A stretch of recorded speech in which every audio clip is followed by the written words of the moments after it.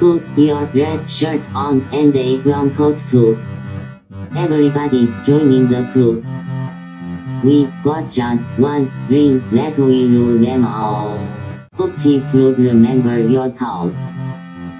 Get your Ulu feathers and your needler guns.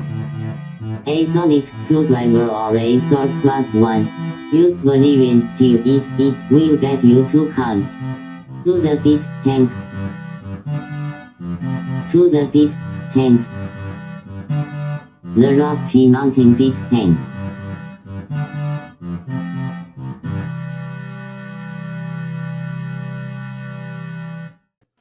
Hi, I'm Guy, Hi, I'm Troy. Hi, I'm Alex. and this is Geek Tank. Your Schrodinger's cat's litter box size podcast. It's good size. Well, I mean, if you go to change it, it's not there. It's pretty easy to observe if there's anything in the litter box or not. It's the enclosed kind. Once again. Hey, Brent, how's it going? Hey, Brent. So I was going to bring down the giant Crocono Piece trophy that I won over the weekend, but I forgot to. It's not a manhole cover size. It's more like a I don't know, a ridiculously huge breath mint. I don't know. Does it fit on like the pegs of the Crocono table? It could, yeah. So you'd be like, "Bah." Yeah. Have a little roof over top of it. But it's a traveling trophy, so every time someone wins it, they sign it and keep it for 4 months and then take it back to the next tournament. Cool. So we'll see if I can reclaim it again in 4 months. Nice. So yeah, it was a impressive, really close race to beat that game, and I wasn't sure I was going to be able to do it. So, there's should be video footage at some point. I'll post it on my Facebook page when it turns up. Cool. Of the final match. I don't think they filmed anything else. But yeah, that's what I did this weekend. Besides hanging out with you guys at another friend's place and doing our annual Remembrance Day and Ancestor Day, and I don't know what the official term is for it. I think it's Ancestor Day. I think we just call it Ancestor Day. Yeah. Yeah. That was always an interesting thing for us to do. I think it's my second or third one.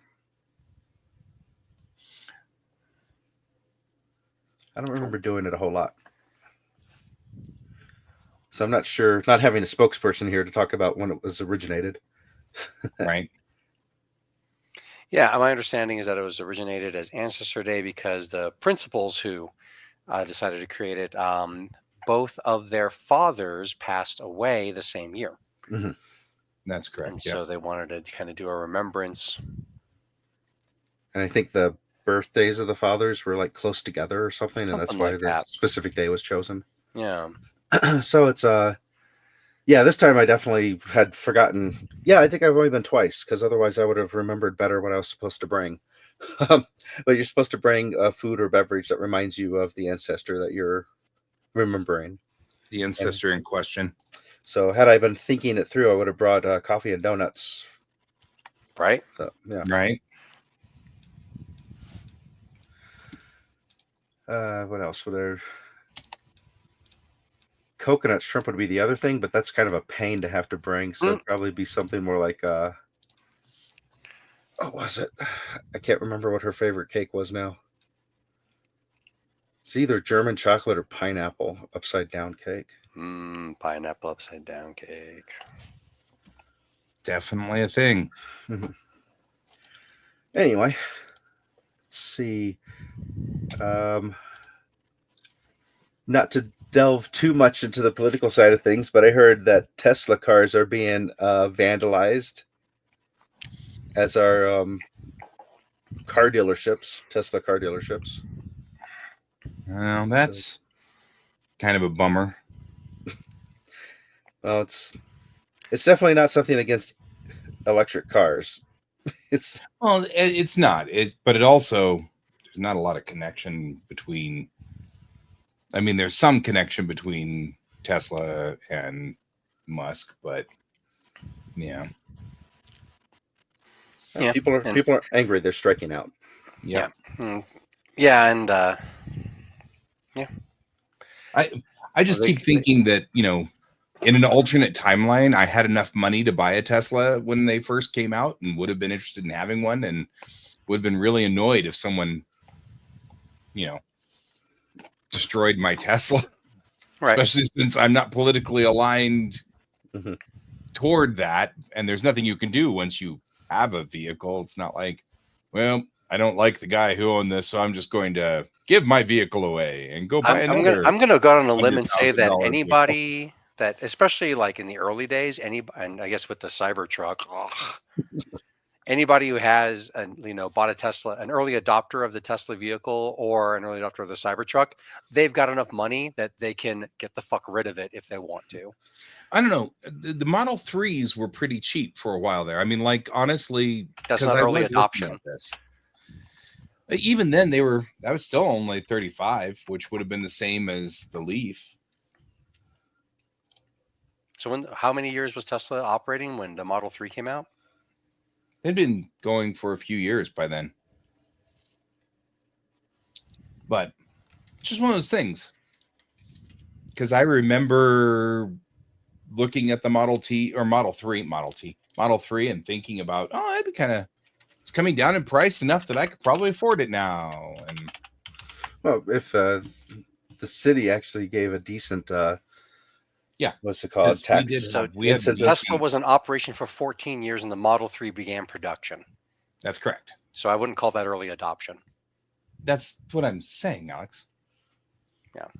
What I'm saying is there was a time when the Model 3 came out, which was a reasonably priced vehicle, and before Elon Musk became part of the government, whatever. Yeah. Even before he really went weird, I remember there was a gap. I mean, it wasn't a long gap, but there could have reasonably been a year or two.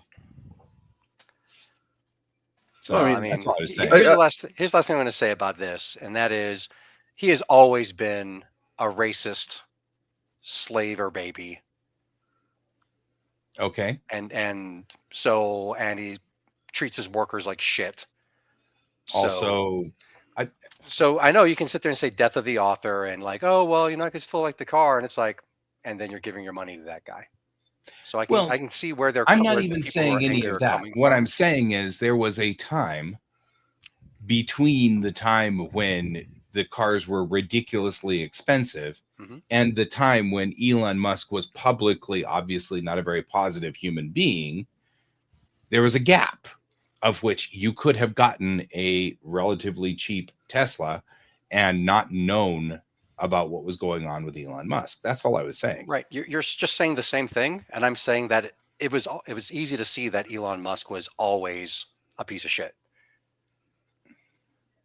It's having to look in the right place.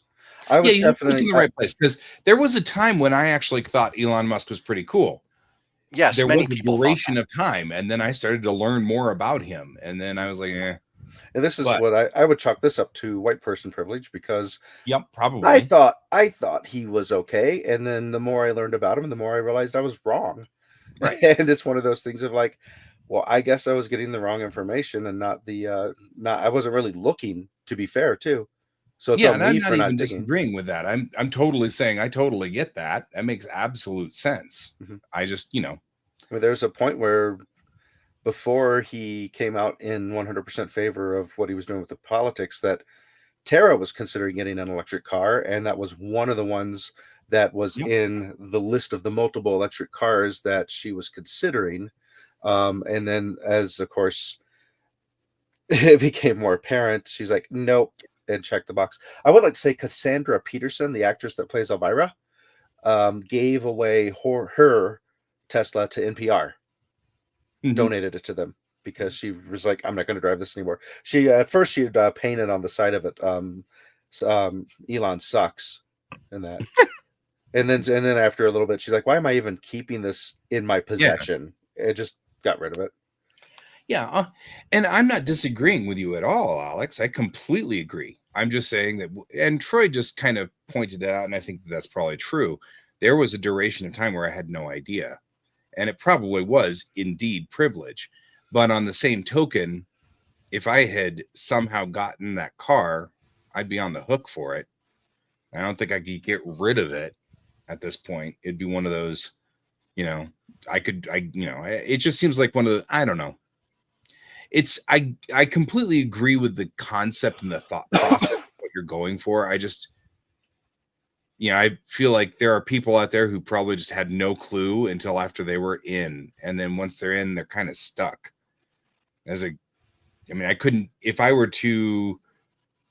Volkswagen suddenly were to be horrible tomorrow, I couldn't get rid of my car. You know what I mean? Like it's not like I could just get rid of it, and so I don't know. That's the only thing that annoys me about this particular thing. I don't mind that no one else is buying Teslas. I think that's totally reasonable. I think that's absolutely okay. Anybody who buys a Tesla now is pretty sure they know what they're getting into. So that's a different story. The thing is to hope that whoever is taking a stand that they totally trash the car, so your insurance pays you all the money out, and then you go get a non-Tesla car. I don't think your insurance pays you if you trash your own car. Well, you don't tell them that you trashed it. You find someone that you know. An axe fell from above 20 times. I don't know how it happened. It was stolen. Someone found it over the side of a cliff on fire. I didn't do that. I've got alibis. And friends who will drive good old trucks. Insurance fraud. Yeah, and I do feel for the people who are in in shit creek. Yeah, it's also like, once again, in a capitalistic system, nothing is clean. Yeah. But yeah, I put myself in the shoes of, there was a window of time when I didn't know about Elon Musk at all, anything about him, but I was interested in getting an electric car, and the Tesla was the leading brand, and they had just released their cheaper vehicle. So there was a window where I could have been one of these people who just happens to be driving around a Tesla right now because that's where we were. And I'd be really annoyed if somebody kept,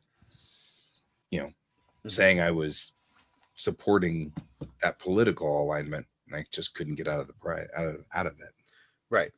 So, well, there's definitely a lot going on. Like I used to shop at Target a lot because they were, I could find decent deals there. I've got the little card that gives me money back every time I shop there, and it's in my city, so I'm supporting the taxes of my city when I buy the stuff there. And they've just thrown themselves under the bus, so now I'm kind of like, well, guess I'm not shopping there until something changes. Wow, I didn't know that they threw themselves under the bus. Yeah, they came out as You want me to finish that? Sorry. Yeah, go ahead. Sorry. They basically were going to take a stand and say that they were going to continue to honor DEI hires and acknowledge that that's a practice that they were going to stay a part of, and they've since backpedaled on that. Oh, so it's one of those where it's like, we can't. We're going to get rid of Enola Gay, like you had posted in Facebook, because it has the word gay in it. Gay. Don't say gay. Say it's a K. Yes. It wouldn't be so bad, except I remember as a kid, like, thinking that was what that meant. You know what I mean? I was like, I guess everybody on that plane was gay. Like, I had no idea as a kid. I didn't know. And so Don Your Gay apparel was like gay clothing? I had no idea what that, well, I mean, Which they're going to have to get rid of that song now, too. Yeah. This is. I feel that one always makes me like drunk. Yeah. Happy means like that's why I actually saw a thing where it's in The Night Before Christmas, it says Happy Christmas to all and all a good night, because at that time was the big temperance movement, and to say merry connoted totally drinking. Yeah. Oh, that was Robin Hood and his merry men. Yep. They were all drunk. having gay D&D sex.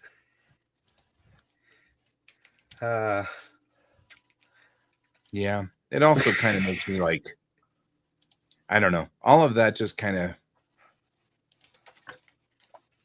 I'm wondering, like, things like SpaceX, you know, are they separating themselves? How are they separating themselves? How are they trying to get away from all of this? Because I don't think the guys that, it's not especially possible. since a lot of SpaceX guys are ex-NASA guys, you know what I mean? Like, I don't think they'd necessarily be for all of this stuff, but they're not going to get back into NASA now, you know? So it's kind of one of those things. What do they do? Well, they might have gotten fired for all we know. Yeah, maybe. Yep. Let's see. Brent Ford says Model you take T. a Model T. Yeah, I'd want to totally make it into a hot rod. So just I so you know, I know it's a problem because so many Model Ts are turned into other things. Yeah, I'd be one of those people. I know. I'm like, I just raised you wrong, Alex. I gave you a hat. We're done. Right. GTFO. Right. My joke responsibility is, to you is to our 2 or 3 viewers. The joke is, when I was a teenager, Guy used to wear a black hat with a white headband, and I totally stole it. And not like I wasn't like shifty. It was I'm in like, your face. my hat now. And Guy, being a sweetheart, totally let me do that. And then at Ancestor Day, I had we're going through our stuff here at home and getting rid of some stuff and some in storage, blah blah blah. And I found this hat that I really like. It's a really nice hat, black wool felt hat. It's a nice. It's not a trilby. It is kind of like a fedora style with a little bit of a curled up brim, which can be, of course, modified. But it's and it used to fit me better back when I had hair. As I intend to keep on shaving my head for the foreseeable future, it will not fit me for the foreseeable future. So I took it to Ancestor Day and I said, Guy, come over here. I have a present for you. And he said he liked it and he liked how it fit. I'm like, it is yours. Yep. The circle is now complete. The circle is now complete. I think the funniest part about that whole thing is I remember you taking the hat and I don't know. I thought it was kind of cool that you wanted the hat. You know what I mean? Like, I don't remember it being curse you for stealing the hat. Because you're right. You were absolutely straight up about this. I am stealing this hat. I mean, like, it wasn't like you forgot it and didn't bring it back the next day. No, yeah. And it's like, you were blunt about it. You were like, no, stealing the hat. And I think it was just really funny. But I thought, I don't know, it kind of looked better on you and I liked it better, and I don't know, kind of connected you and me or something. I don't know what I was thinking at the time, but I liked it. And so now you've given me this hat, which is much more like the hat that James wears. Yeah, with that curled up brim, totally. Yeah, well, and the shorter or smaller brim. So I'm thinking that, James and I will be the hat people and we will wander around Tokyo with hats. And I'm okay with this plan. And Gaijin in hats. Let's be your men in your Duran cover band. Or your cover band you put out there. So speaking of Model T conversions, I would go for this one. Yeah. That one's a good one. Yeah, let's have some treads. I like the guy trying to pull the tread off. Yeah. And then it pulls off. They're like, you idiot! You've exposed his weakness. Now everybody knows. Wait, what? Do I miss the hair days? Not really. I mean, and so the one thing that when I still had hair a few years ago, the hair at my temples wasn't coming in white like my beard. It was coming in shining silver, which is pretty cool. That was pretty cool. but I had the male pattern and stuff, and having the long hair with it just made me look too much like a goth hippie. It was weird. Makes you a gippy. So, and my wife had said that I should shave my head again, because when we got together, I shaved my head, and then at her behest, I had at one point she's like, "You should grow your hair out." I'm like, "Okay, cool." So I did, and then years and years and years later, she's like, "You should shave your head." And okay, so I actually waited like a month, and then I revisited it. I was like, "Are you sure you want me to shave my head?" She's like, "Oh," she goes, "Yeah." I go, "Okay, cool." I just did it. I've had a voluntary shaved head and voluntary long hair, and honestly, it's about the same amount of upkeep. It's just with the longer hair, you got to make sure you brush it. You have to, comb it every day, and you always put oil in it, like coconut oil and stuff. I'm an islander. That's what we do. And then and now and that was always, of course, after, the aftercare after the shower. Now most of the care is like before, in the shower, just shaving it down. So yeah, That works. Yeah. So something that came up that I learned about through you, Alex, on Ancestor Day was the change to the rules to Magic, which looks like it actually happened last October, but I haven't played for such a long time. oh yeah, happened months ago. But the damage rules. Yeah. So just from what I read off the top of here, new rules: players don't make any decisions about assigning combat damage during the declare blocker step. Instead, once combat damage step begins, each attacking creature assigns combat damage among all creatures blocking it, divided as its controller sees fit at the time. Which I think what you're saying is once you assign the damage, no other spells can be played at that point that's going to affect that. Right. So you can't respond anymore with instance at that point. Yeah. So the example that I use is that, like, say in the old days I had a 3/3, and you had 2 2/2s, and I attack you with my 3/3, figuring I'm going to try to punch through, and you could double block, and then I would like choose, okay, well, this one 2/2 creature I'm going to kill, and the other one will take 1 damage because the damage flows over. Right. And then of course your 2 creatures kill my creature, or whatever. And then they changed the rule, because I would attack, and then you would basically say what you're blocking, and then I would choose the damage. Or another way to look at it is like it would be chosen like what creatures would be damaged first in a row, right? So it's like creature A gets 2 damage, creature B gets 1 damage, or so on. And then of course we think of, especially in limited play, it's like, okay, well, I attack you with my 3/3, and I'm going to block with these 2 2s. I'm like, okay, well, I want to kill this thing because I don't like it more than the other thing. And you're like, aha, giant growth, the first thing. So now you put all 3 damage on that thing. Now it's a 5/5, and it kills your thing. We still kill your thing, and you don't kill anything. And they changed that rule. I feel like we house ruled that for that reason.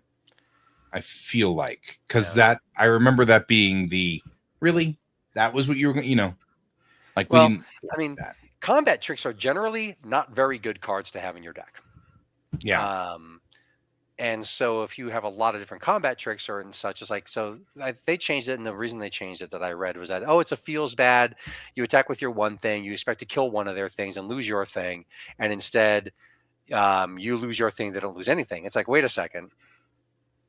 They spent 3 cards, 2 creatures, and a combat trick to destroy your 1 card.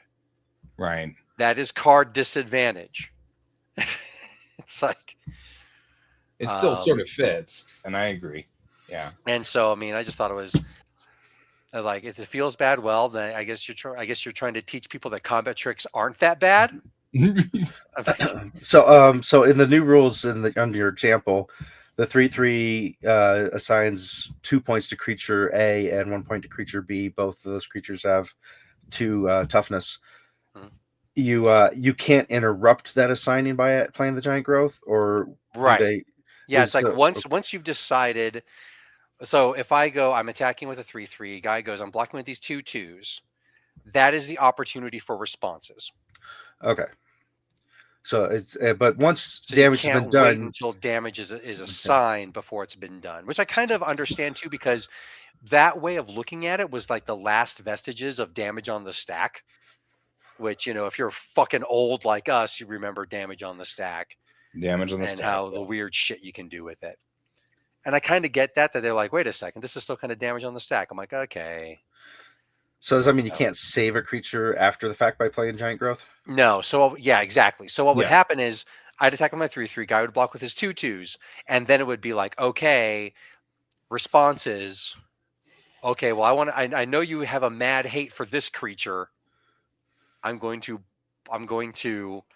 Giant Growth it.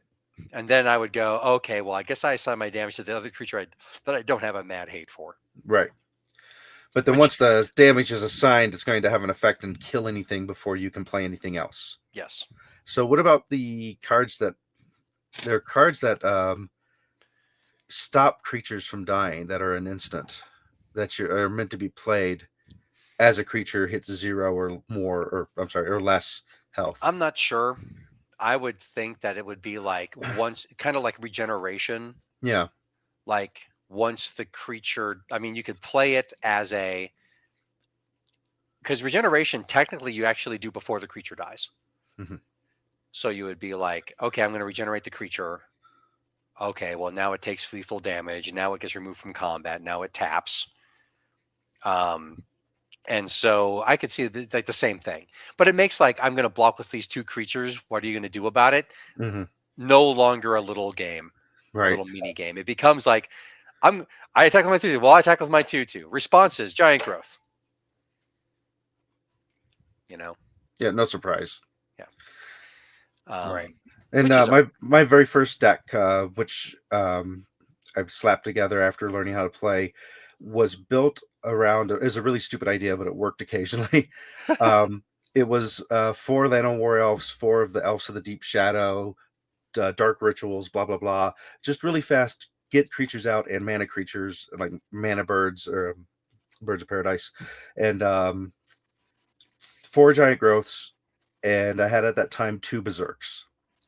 So my whole goal was to charge at you with a 1/1 and hope you don't block them. Or if you do block them with someone that's small, like a 1/1.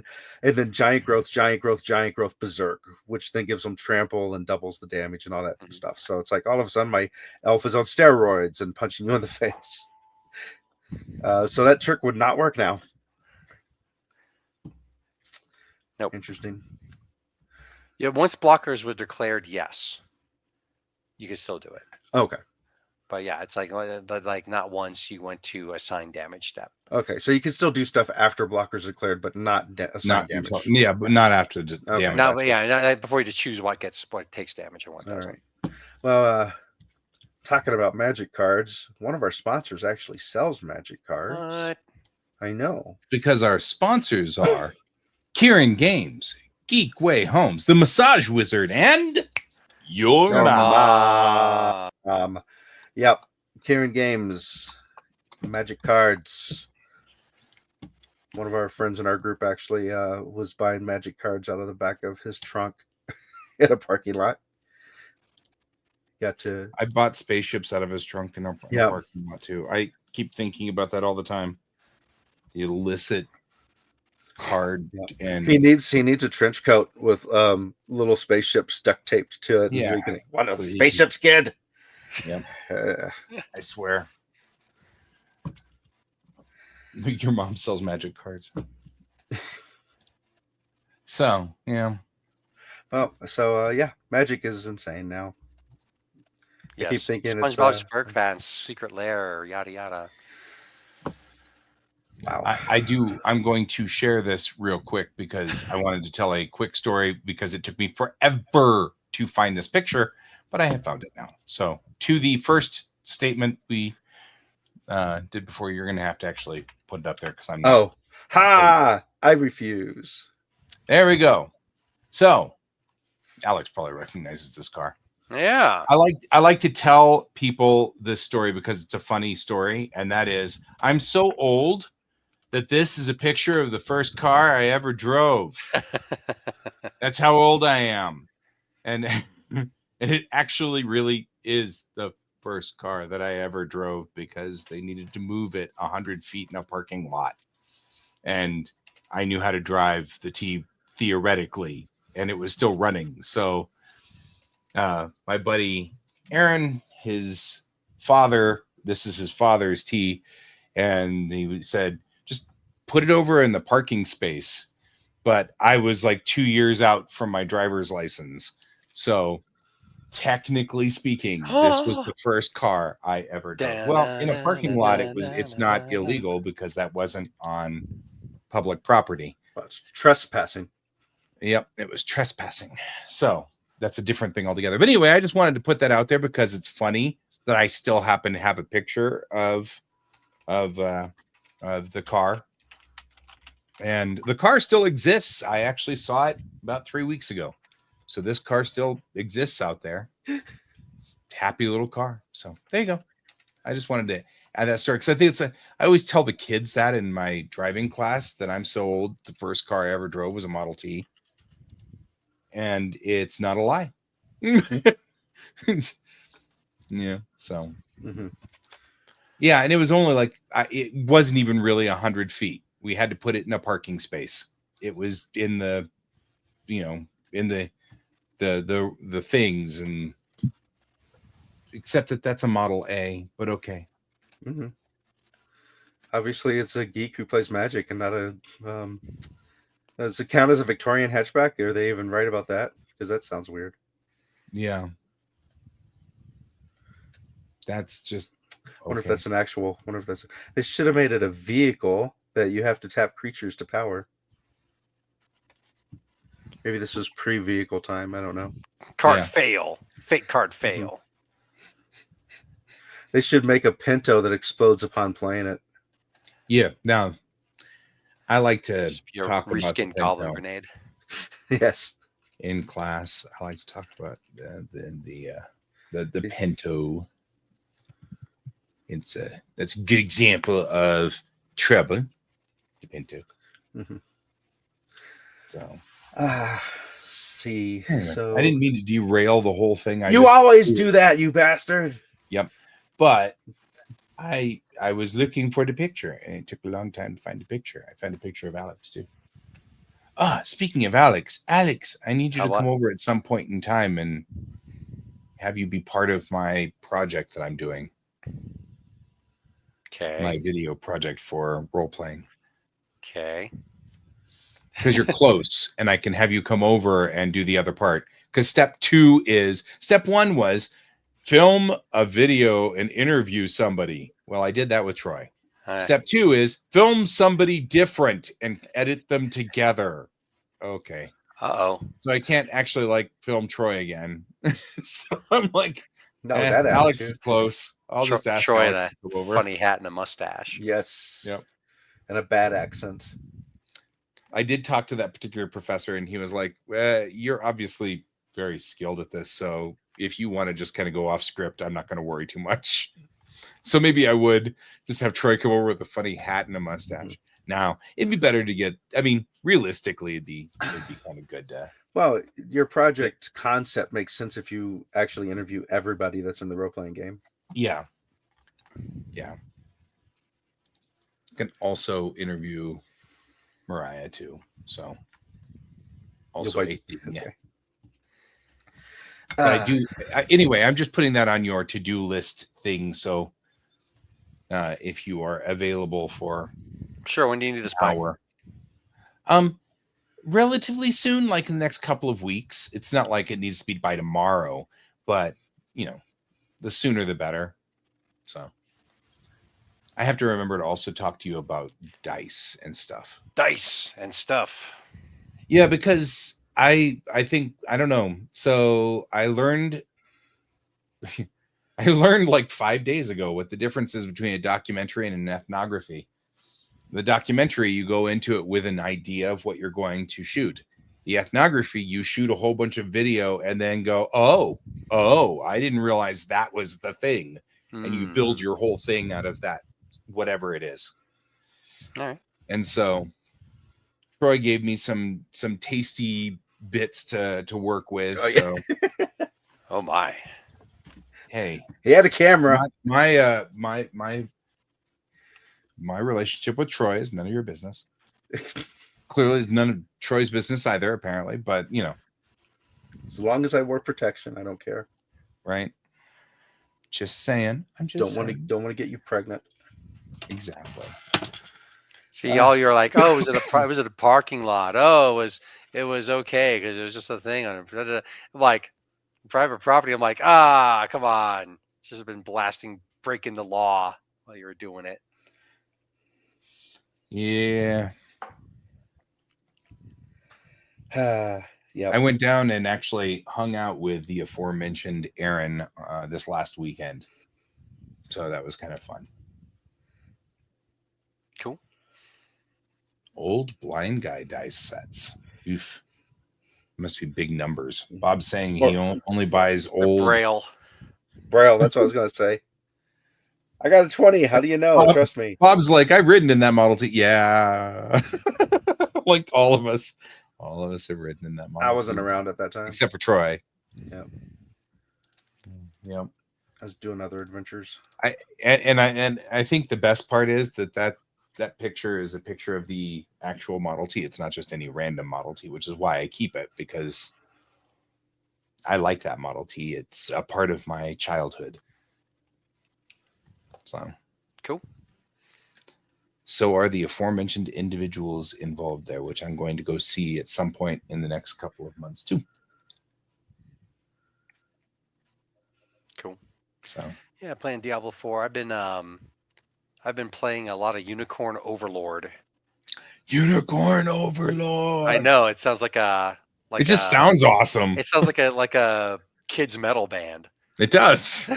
But it sounds awesome. It's a strategy game, like a tactical game with some MOBA elements and some other stuff. It's actually it's really good. It's by the same company that made Odin Sphere, so it's got a really great art style. You have characters that you build squads with, and you deploy the squads, and you usually make them to be doing certain things. I'm good at killing, infantry, or I'm good at killing cavalry and stuff like that. Right. Cool. Been enjoying it. Oh, Bob posted a link to something. It's give you a virus. Yeah. Oh, no. 25 millimeter D&D dice sets. They're huge. They're huge. Oh, wow. They really are huge. That's kind of wicked, actually. I am not going to lie. I kind of want some. Throw them out. Click on it. Yeah! No, I didn't click on it. I'm going to copy paste it. Sorry. On my browser. Yeah. Yeah, they are large D&D sets. Yeah, I wound up lucking into tickets to the Weird Al show. Oh, nice. Oh, yeah. Nice. Oh, not really lucking into it. I donated to KGNU, local lefty radio station, and they had a thing as like, donate enough money and get 2 tickets to Weird Al. It's a sold out show, and I'm like, yes. So it's going to be at Red Rocks on June 24th. I'll be taking the kiddo. Nice. It's a really good time, and I've seen shows off of the KGNU stuff before, so definitely going to they're good seats. So yeah, cool. Yeah, when tickets went on sale, I looked at the prices. I'm like, nah. Yeah, they were pretty expensive, and so the 2 tickets that I got, it was a $200 donation, and so I'm like, just take $20 a month, because they have that kind of thing for their funding. Yeah. So yeah. So I could have said take $16.67 a month, but just take 20. It's cool. Well, that's really cool that they did that. Hey, it's a Donald. But yeah, no. So, and my kid likes Weird Al. Like we've spent some time watching videos, and we watched Weird, the Al Yankovic story, and that's fun. I showed them UHF years ago, so I'll have to re-show that to them. Maybe show them some other stuff too, like some Al TV. Dun, dun, dun, dun. So good. He had an animated series too, or at least one episode, if not more. I don't know about an animated series. They did do he did like a kids TV show with like learning lessons and stuff and wacky characters named The Weird Al Show. I have that on DVD as well. Did my computer lock up? Oh. No, No, not yet. Okay. It looked like you guys locked up. So. Hey, Donald. Yeah. Yeah, the self-indulgent tour. You know, like I was actually kind of hyped for the self-indulgent tour until I saw like his set list. Because I'm sorry, I've seen Weird Al a lot live, Right. like a lot, and I was like, oh yeah, he's gonna just do all these deep cuts and stuff. I'm like, cool. And I looked at his set list and I'm like, oh, I've seen him do all these songs live. I'm like, I don't really need to see him on that. I mean, I've seen him do these songs and other people maybe haven't and stuff. Okay. But I was like really hoping for some deep cuts like Attack of the Radioactive Hamsters from a Planet Near Mars or Nature Trail to Hell. In 3D. I was really looking forward to that one. It live would have been amazing. Been. But still, I mean, I was like, other people can go see that. And they have. And yeah, no, I mean, like I intend to be there and it's going to be late June. The weather should be great. And yeah, I'm gonna get hype. It's He gonna be opens beautiful. up like all his regular shows. He opens up with the Fun Zone, which is the song that plays after Stanley Spadowski's Clubhouse gets big in UHF, and like the last like 30 seconds of the song is just yelling at the top of your lungs, "Hey!" And I think the first time I took my wife to go see Weird Al, we were out in the boonies in this venue. And of course, you know, we're out where like all these parents with kids are who can't believe they're there. And there I am jumping up and down, hey, hey, hey, being super loud like only I can be. And it's crazy. The asteroid, is there another one? Because last I heard, the asteroid was more likely to hit the moon at this point. Well, so that'll be NASA guys. Can you? So the thing about the asteroids and the reason why we're hearing a lot more about them is that we have a we've been perfecting our asteroid watch network. And so now we've got data coming in about asteroids that theoretically could hit Earth. But the problem is that as we track them, their percentages of hitting the Earth tend to dwindle. So because, you know, it starts with they're it's shy. coming in our general direction. And then as we get more footage or more tracking of it, and we can tell exactly where it is instead of roughly where it is, and when it starts narrowing down, we start getting a more divergent number. So it all depends. There are a couple of them that could theoretically hit us, but so far, most of the ones that we find tend to get, you know, moved out of the way. This is back to the thank you, Jupiter. Thank you, Moon. Because that's what those two actually have been doing. Yeah. They sweep the solar system of those things. It's kind of hard to be anything small in the solar system with Jupiter, because Jupiter is like a big vacuum cleaner. And so it gets everything. It likes the dust. Yeah. So yeah, and like, you know, I'm going to go with their shy theory. Earth is so pretty, I can't talk to her.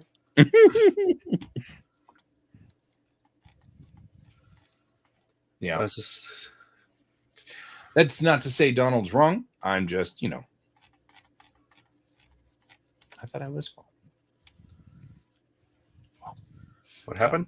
Oh, Nothing. 2029. I got some research from a researcher in the University of London. And yes. I was replying, and it said, you can't reply. You can only reply to people you're following. And I'm like, I am following this researcher. Shut up. I don't know what's going on. So yeah, the Weird Al show was a mixture of live action and cartoon. So I think that's what I was mixing up with it. And it looks like it was narrated by Billy West, the same guy who does the voice of Fry in Futurama and Ren from Ren and Stimpy. Yeah, that sounds right. Yeah, we watched some of them. Oh, speaking of things I've watched, I went and watched Monkey. And it was this is going to sound like damning with faint praise, but it is definitely in the upper echelon of Stephen King film adaptations. It was pretty absurd, not as absurd as I would have liked it to be. I guess I would say it was more absurd than Evil Dead 2, but less absurd than Army of Darkness. But it has definitely got some Final Destination-esque kill deaths in there. Ludicrous Gibbs abound, which I was surprised at. I was like, oh, okay. I didn't know there's still an audience for Ludicrous Gibbs. Boot up Doom. Rise of the Triad. Duke Nukem 3D. But yeah, no, it was cool. Enjoyable. Adam Scott is in it for all of 5 minutes, which is too bad because I really liked him in it. Not that I don't like him in other things too, but I was like, he's very early on in the movie, and I'm like, oh yeah, he's killing this. This is awesome. And then he doesn't show up again. I'm like, oh. But no, lots of ridiculousness. And when a guy finally died, I was like, and I actually in the theater, I said, finally, Jesus, shut him up. So that was good.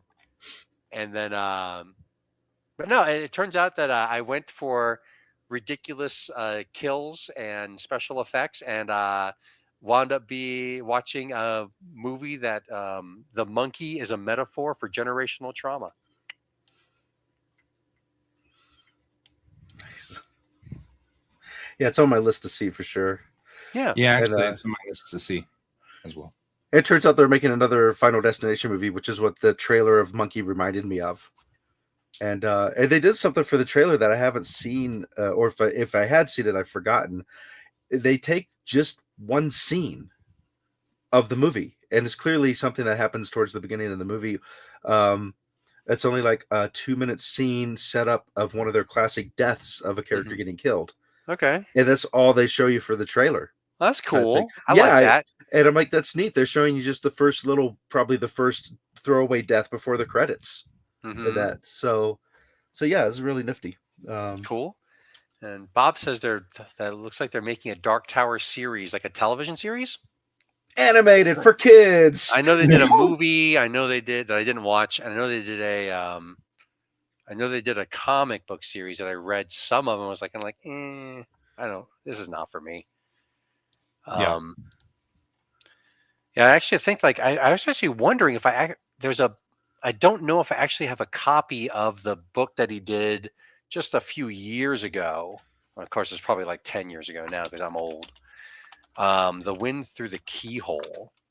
Because I read it and I really enjoyed it, even though it still has the problem of, look, it's Stephen King shoehorning Flag into yet another bad guy role. It's like whenever they fucking shoehorn in C-3PO and R2-D2. It's like, come on, it's a fucking galaxy, okay? No. But yeah, no, it's let's see. But I thought I got a copy of it. It's probably in a box with the rest of my Dark Tower stuff. Real quickly, just so we can put 2012. Yeah, I'm old. Yeah. Real quickly, what? Just so I can put a hat on it for Donald. Donald, at the moment, the Lucy spacecraft and OSIRIS-REx spacecraft both don't show any asteroids that are a direct threat to Earth. The one that you heard of might have been Apophis. Apophis was a near-Earth asteroid, but that's now that the calculations have completed with it, they now can't see it striking the Earth within the next 2,000 or 4,000 years. So it's just not on orbit with us. The last one that we had was 2024 YR4. So, and that's no significant threat to Earth either. So just so you know, I don't know if that makes you feel better or not, but yeah, I went ahead and checked JPL, Jet Propulsion Laboratory, just to make sure. and checked all the information coming in on spacecraft. Yeah. So far, nothing is a direct threat to us. You are welcome. Yeah, let's see here.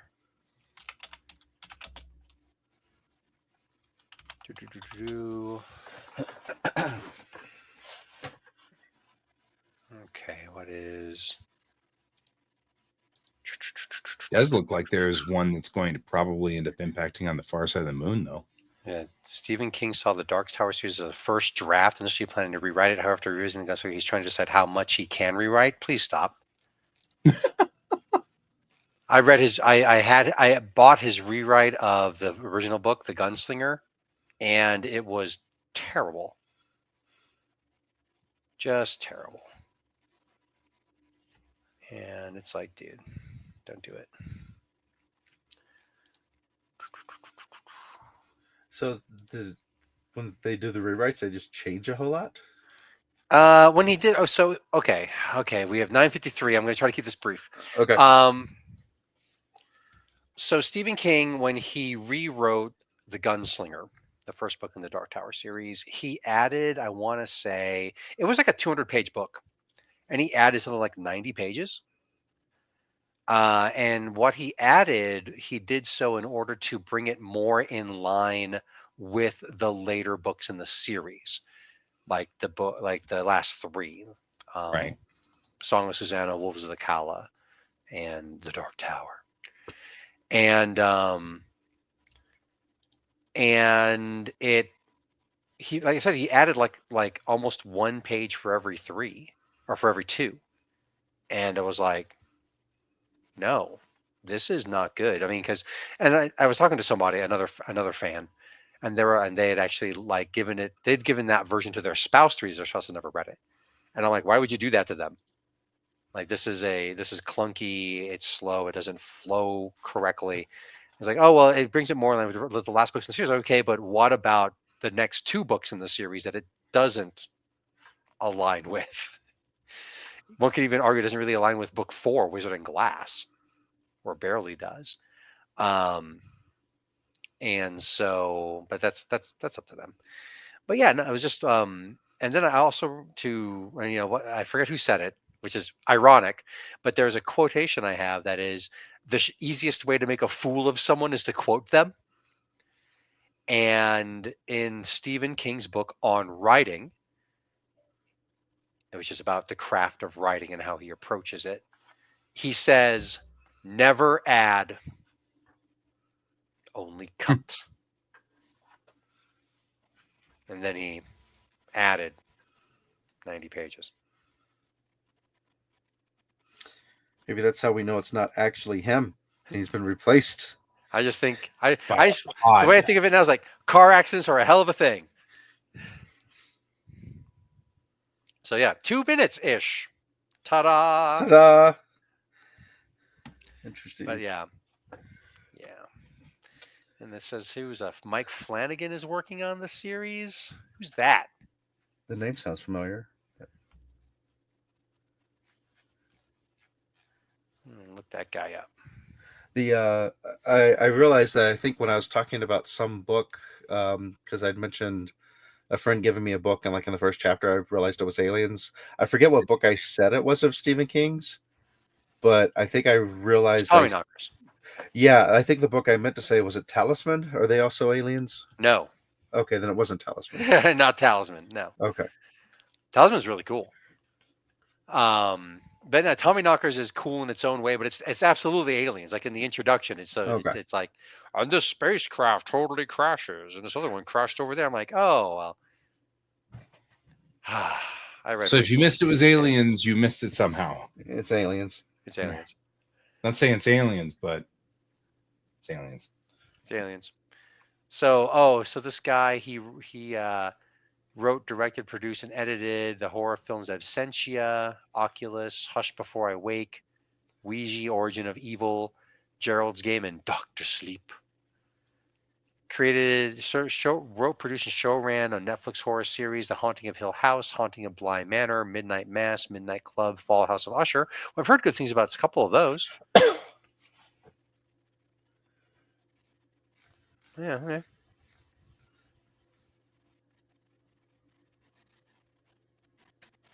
So I haven't really checked out his oeuvre.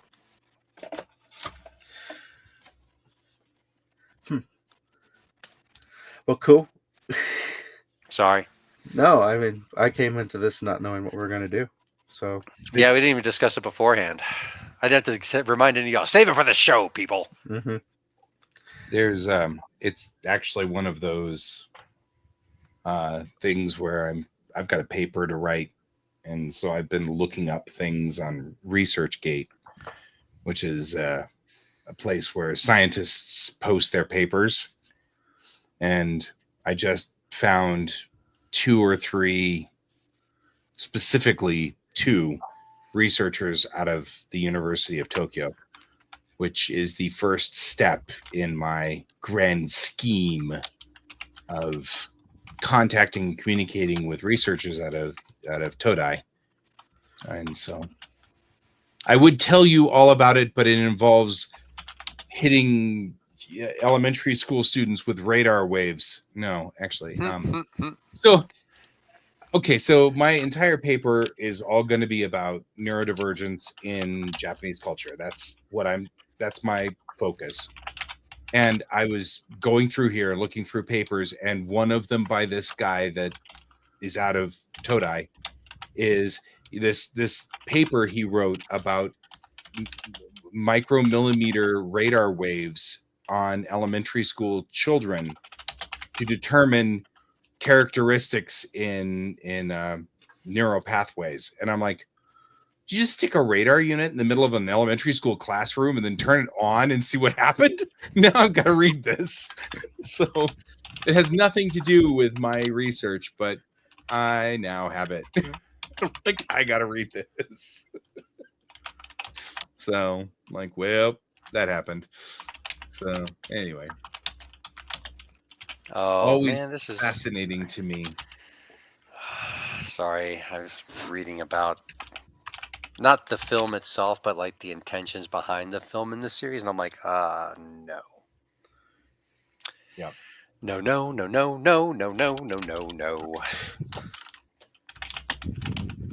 We are almost running out of time. Speaking of You're running out of time. Paper that I've got to. Yes. Bob's running out of time. Yeah, it's about that time. Yeah. It is about that time. But we've got about 30 seconds left. I've been listening to the Decon Chamber, which is a podcast run by Connor Trenier and Dominic Keating, who were actors on Enterprise. So they played Trip Tucker and Malcolm Reed. But they're doing this kind of fun podcast where they're interviewing people. And so I've been listening to all this behind the scenes stuff, and they're talking to Brian Fuller now. And I'm finding some fascinating stuff about stuff that's going on. And he's talking about what happened to Discovery before they took it away from him and where he was going to go with it prior to them taking it away from him. And I'm like, oh man, they should have left it with Brian Fuller. That would have been cool. His version was pretty wicked. Oh, we're ending just when we could have gotten some best viewers. Because we will definitely click that. That's definitely something we would do. That looks like a very trustworthy link on especially because it says to remove the space. Oh, I was going to type that in there and see what happened. Well, you have to remove the space. Remove the space. That .com. Mm-hmm. .com. Well, good job. This, guys, but on that note, we should probably. I give money to Wikipedia today. Woo! Woo! Good job. Yeah. All right, guys. That's us. We're out of here. That's all the time we got for today. Really appreciate all you guys joining us tonight. Good to see you, Donald. It's been a long time, so I'm glad to see you're here, and it's always good to see you, Bob. And it's always good to see you, Brent. And then of course, naturally, I'm just gonna say the unhealthy palate just awesome of you to join us. Yeah, on come the- back. It's unheal thy palate. Unheal thy palate. Yeah. All right. Well, Prove that you're the best views by coming back next show. yeah, right. Until then, I've been Guy, I've been Troy. And I've been Alex. and this is Geek Tank.